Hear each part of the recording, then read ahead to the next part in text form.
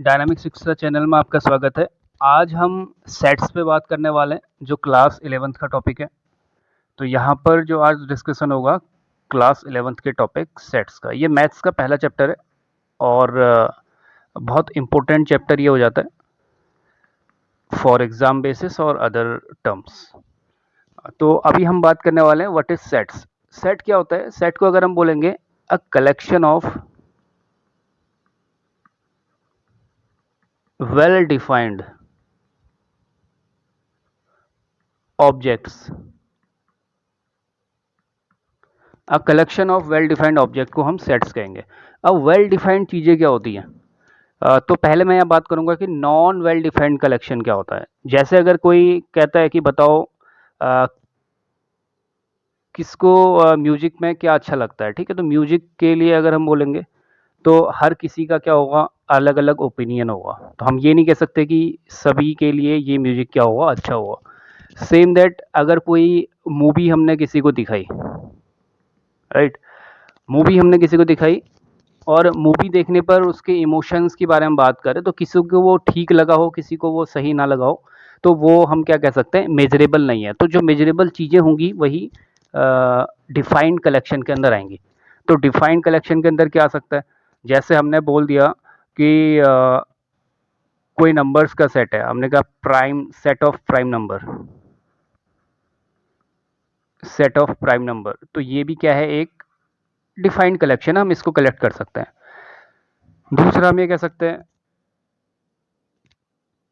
Even numbers, set of even numbers. तो set of even numbers का मतलब क्या हुआ कि जो भी नंबर्स हैं इवन, इसके अंदर 2, 4, 6 ऐसे कुछ आएंगे। तो ये नहीं हो सकता कि ये नंबर्स के अलावा भी कुछ और नंबर आ सकते हैं। तो यहाँ पर चीज़ें क्या हो जाएंगी, बिल्कुल ही डिफाइंड हो जाएंगी, ठीक है। तो बहुत सारे इसमें एग्जाम्पल्स हो सकते हैं। तो और भी हम इसमें ले सकते हैं, जैसे हमने बोला सेट ऑफ वोवल्स, वोवल्स, तो वोवल्स का सेट क्या है, ए ई आई ओ यू। अब हर किसी के लिए जो ये सेट होगा ये यही होगा, ए ई आई ओ यू। तो वेल डिफाइंड कलेक्शन इस तरीके का होता है। अब जो सेट्स है, सेट्स को जनरली अल्फ़ाबेटिकल जो लेटर्स होते हैं उससे डिनोट किया जाता है, like A B C capital letter से। ये मैंने पहले भी वीडियो में सेट के रिप्रेजेंट किया हुआ है। और जो कलेक्शंस होते हैं उनको यहाँ पर हम ऑब्जेक्ट्स कहते हैं। जो भी इसके अंदर नंबर्स आते हैं उनको ऑब्जेक्ट्स कहते हैं। और इनको कैसे रखा जाता है, ब्रेसेस के फॉर्म में रखा जाता है। तो ये ब्रेसेस कहलाता है। इस तरीके का तुमने एक ब्रैकेट देखा होगा, इसको ब्रेसेस कहते हैं। इसके अंदर क्या किया जाता है, इसको कलेक्ट किया जाता है। अब हम कोई भी अगर सेट है उसको दो तरीके से रिप्रेजेंट कर सकते हैं। तो अगर हम बात करेंगे तो कितने टाइप ऑफ पैटर्न्स हो सकते हैं सेट को रिप्रेजेंट कर लेके, तो दो टाइप ऑफ पैटर्न्स हो सकते हैं। कोई भी अगर सेट है उसको दो तरीके से हम रिप्रेजेंट कर सकते हैं। First one is roster form, roster form भी कहते हैं इसको, और टेबुलर फॉर्म भी कहते हैं। तो रोस्टर और टेबुलर फॉर्म दोनों इनको कहा जाता है। Second one is set builder. अब इसको मैं बहुत सिंपल पैटर्न और सिंपल तरीके से बताऊंगा। जो रोस्टर फॉर्म है वो सिंपल ये है कि जो कलेक्शन कॉमास के फॉर्म में लिखा जाएगा। मतलब जो भी, जैसे कोई मैंने कह दिया कि number, set of natural number, natural number less than 5, ठीक है। तो इसको अगर मैं क्या लिख रहा हूँ, ऐसे डायरेक्टली लिख रहा हूँ 1 2 3 4 5, 1 2 3 4, क्योंकि लेस देन 5 है तो 1 2 3 4 आएंगे। तो ये हमें क्या दिख रहा है, एक रोस्टर फॉर्म है। मतलब जो भी कंडीशंस होती हैं उसको अगर हम एग्जैक्टली ब्रेसेस के फॉर्म में अगर लिख दें तो वो रोस्टर फॉर्म बन जाएगी। सेट बिल्डर फॉर्म होती है कि अगर हम उसको थ्योरेटिकली रिप्रेजेंट कर दें, जैसे यही को मैंने थ्योरेटिकल रिप्रेजेंट किया हुआ है, तो ये क्या बताएगा, यहाँ पे सेट बिल्डर फॉर्म रिप्रेजेंट करेगा, ठीक है। तो इस तरीके से हम रोस्टर फॉर्म और सेट बिल्डर फॉर्म को बता सकते हैं। अब पेपर में क्या चीज़ें आती हैं, तो पेपर में आता है conversion, conversion of set builder to roster, और कह सकते हैं रोस्टर टू सेट बिल्डर, ठीक है।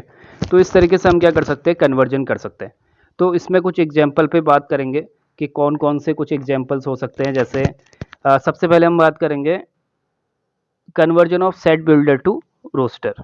ठीक है, तो अगर हम देखते हैं कोई एक सेट बिल्डर फॉर्म है, सेट बिल्डर फॉर्म किस तरीके से होगा, जैसे एक दिया हुआ है ए कोई सेट है, A equal to X such that X belong to Z, और दूसरा दिया हुआ है उसी में कॉमा करके एक्स स्क्वायर लेस देन 20। अब इसका मतलब क्या हुआ, पहले तो सबसे पहले पता होना चाहिए कि जेड क्या रिप्रेजेंट करता है। तो मैंने स्टार्टिंग में ही कुछ वीडियोस में बताया हुआ था कि जो सेट्स होते हैं उनको, जो भी कोई भी नंबर्स होते हैं उनको कुछ सिंबल से रिप्रेजेंट किया जाता है, जैसे नेचुरल नंबर को एन से, रैशनल नंबर को क्यू से, ठीक है, इस तरीके से। और बहुत सारे, जैसे इसमें क्या हो गया, इंटीजर्स हो गया तो उसको जेड से रिप्रेजेंट किया जाता है। तो ये सारी चीज़ें इसके अंदर हमने देखनी है। तो यहाँ पर भी ये कि इंटीजर्स का सेट है और सेट कैसा है कि जो एक्स स्क्वायर होगा, मतलब उस इंटीजर का हम स्क्वायर करें और वो लेस देन क्या है, 20 आए। तो पहले तो हमें इंटीजर्स पता होना चाहिए क्या क्या होता है। तो 0 +-1 +-2 +-3 और ऐसे कुछ नंबर्स चलते जाएंगे। अब यहाँ पर ये जो रिप्रेजेंट कर रहा है, ये 0 1 2 3, ये x को रिप्रेजेंट कर रहा है। मतलब x की वैल्यू अगर 0 रखें तो भी ये इंटीजर होगा, x की वैल्यू 1 रखें +-1 तो भी इंटीजर होगा, +-2 सेम एज इंटीजर। तो अब यहाँ पर क्या है, एक्स स्क्वायर जो है वो 20 से लेस देन होना चाहिए। तो हम क्या करेंगे, इनके स्क्वायर्स करेंगे। तो एक बार x इक्वल टू 0 रखे, इसका स्क्वायर करते हैं तो ये 0 का स्क्वायर कितना आता है, 0 आ जाता है।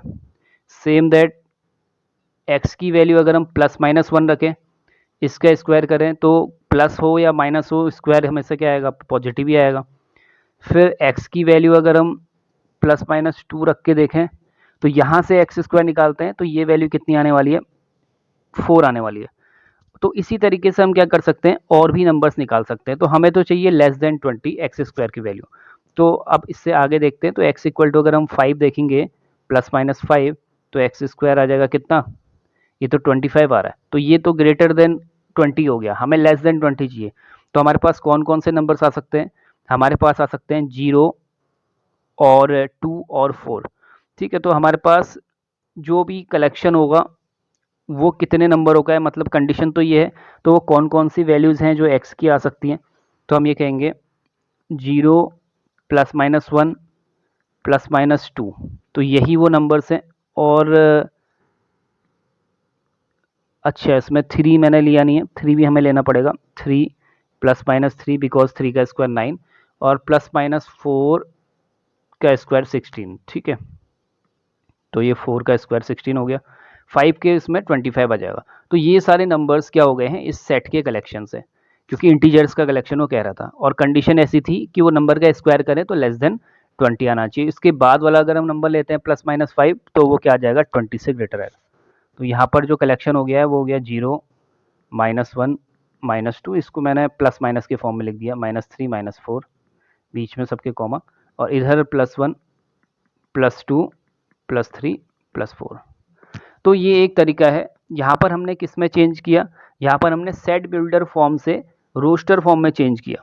ठीक है, तो सेट बिल्डर फॉर्म को रोस्टर फॉर्म में चेंज करने का ये एक तरीका है। मतलब वहाँ पर क्वेश्चन तुम्हें थोड़ा समझना पड़ेगा और उस हिसाब से क्या करना पड़ेगा, सॉल्व करना पड़ेगा। अब हम क्या करते हैं, अब हम यहाँ पर क्या करेंगे, अभी तक तो हमने क्या किया, सेट बिल्डर फॉर्म को रोस्टर फॉर्म में चेंज किया हुआ है। ठीक है, लेकिन अब हम रोस्टर फॉर्म से सेट बिल्डर फॉर्म में क्या करेंगे, चेंज करेंगे। तो जैसे कुछ एक नंबर है, ये तो एनसीईआरटी का क्वेश्चन ही है, इस क्वेश्चन को मैं ले लेता हूँ यहाँ पे। अब यहाँ पर आएगा conversion of roster into set builder. तो ये ऐसा कुछ है।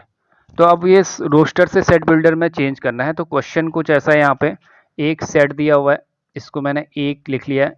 इस सेट के नंबर्स कुछ ऐसे हैं, 1/2 2/3 3/4 4/5 5/6 6/7 7/8 8/9 और 9/10।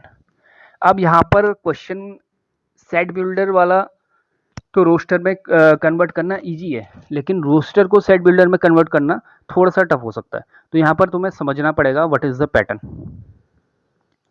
तो अब पहले देखो ये नंबर्स कैसे चल रहे हैं। देखो 1 चल रहा है, फिर 2, इधर 2 और ये 3। अगर मैं 1 को क्या करता हूँ, x से एज्यूम करके चलता हूँ, या मैं कहता हूँ कि कोई एक नंबर है वो x है, तो ये x में कितना ऐड करके 2 आएगा, तो x में 1 ऐड करके 2 आएगा, मतलब x अपॉन x प्लस 1 का ये फॉर्म हमें दिख रहा है। तो अगर x में 2 रखता हूँ तो 2 प्लस 1 3 बनेगा, मतलब ये वाला फॉर्म भी बन गया। अब अगर x इक्वल टू 3 रखा जाएगा तो ये क्या बन जाएगा, 3 अपॉन 3 प्लस 1 4। तो मतलब ये पैटर्न हमें पता चल गया कि ये कैसा फॉर्म है। ये इस तरीके से एक सेट है, a इज इक्वल टू, हम ये कह सकते हैं, यहाँ पर हमने कोई नंबर लिया x, और x यहाँ पर क्या होगा, नेचुरल नंबर है, बिकॉज हम 1 2 3 4 रखते जा रहे हैं। तो यहाँ पर ऐसा कुछ हो सकता है x upon x plus 1 such that, ये होता है such that x belong to n। तो ये x किसको बिलोंग कर रहा है, नेचुरल नंबर को बिलोंग कर रहा है। मतलब ये एक पैटर्न है हमारे पास, इसमें हम कुछ भी रखें तो हमारे पास ये मिलने वाला है। तो ये एक तरीके से फॉर्मूले को डिफाइन करता है।